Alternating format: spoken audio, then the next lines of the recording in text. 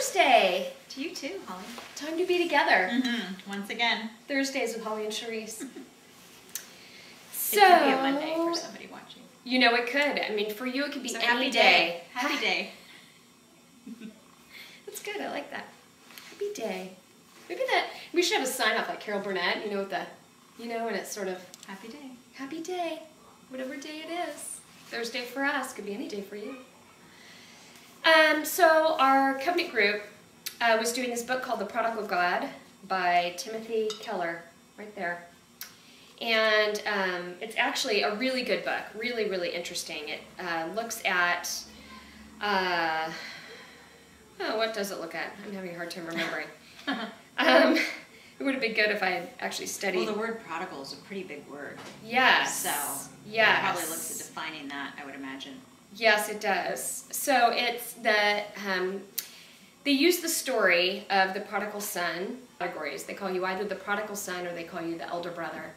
And so the idea is that a lot of the world is the prodigal son, where we run off to go fulfill our needs and our dreams with no thought for the father or for the family.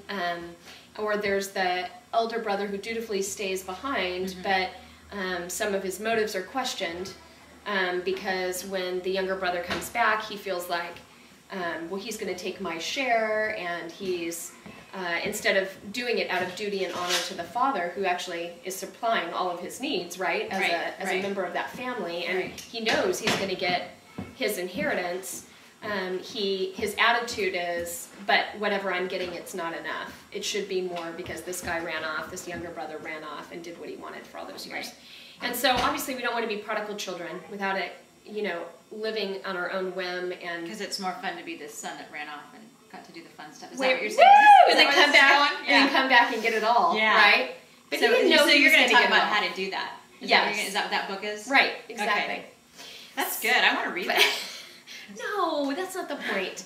Oh, okay. But I digress. What I loved about it was that I always felt like it was unfair. I did. I felt like, well, it's unfair for him to come back. His father wraps his arms around him. Oh, you're back, and I love you, and I missed you. And, that's a beautiful part of the story, and they can play it up in many different ways in church of, that's how God receives us back after we've, had a life of sin and have turned away from that and have come back to him. And, oh, don't we all want to be received that way when we realize what a mistake or what a mess we've made of our lives? We want to be received in a loving way like that.